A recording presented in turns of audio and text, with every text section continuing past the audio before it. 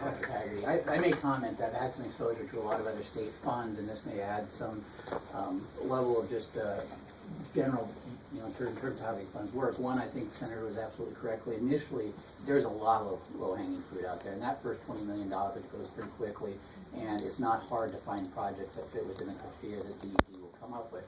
As you get down the line, then you just evolve and you adjust the program to deal with some of the harder reach areas, because in most cases what I've seen is density plays a major factor in whether or not that's prudent investment. And so you're going to hit those areas that have some level of density to begin with. In the other states that I've worked in, when we went to look at markets and projects, I had 3 or 4 times the number of projects available to do that ever ended up getting submitted to the state. So each of the carriers, I don't want to speak for everybody else, but for us anyways, there's a ton of these type of opportunities out there that, to your point, don't justify a business case, but ultimately with some sort of partnership or shared resources, it does justify it. And I would tell you just very transparently, we look at it as if we would any other project that ultimately would return a profit under normal circumstances.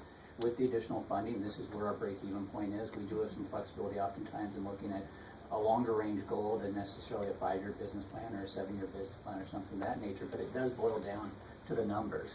The one thing I'm hearing that's unique in this, again, to my experience in other states, is the partnership with the local communities. In often cases, it was us either working with a state commissioner or an economic development to say, here's a project, take the name of the community off the top of it, and just tell us based on this very objective criteria whether or not it would meet the submission, the application objectives.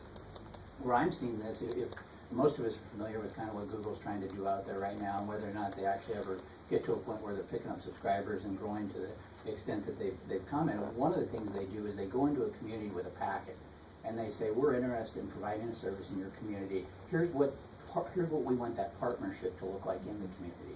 And that's working with permits, that's working with easements. So when we talk about straight dollars, I think you brought up $500,000, so project's $1 million. You give us $500,000, we'll put up $500,000. Some of that may start being discussions around what's the ease of getting into the easements, what's the escalation process around permitting, because to us, those are all costs, hard costs, and may not necessarily seem tangible outside of our industry, but they truly are.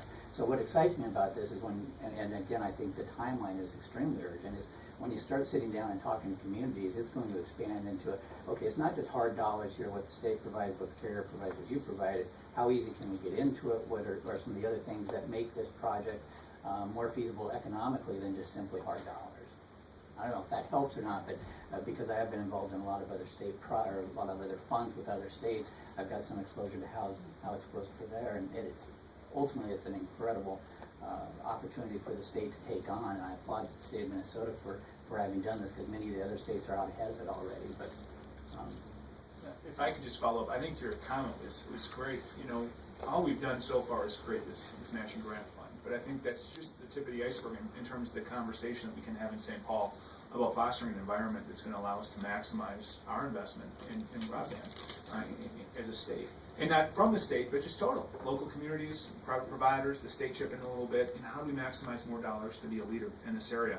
And I think part of it is, to your point, is streamlining permitting processes so that if a provider wants to extend into a new area or build off of their network, it's easier for them to do so. And you've had those conversations with communities or with counties.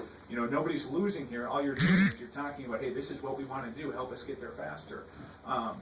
And also, I think at the state level, there's more that we can do that could play up that local public match. When you look at that $3 billion that the governor's broadband task force said it would take us to meet our state speed goals, I got to tell you, the state can't do all that. Can do a fraction of that, perhaps. And the private providers, that's going to take a long time to leverage, $3 billion for sparsely populated areas of Minnesota.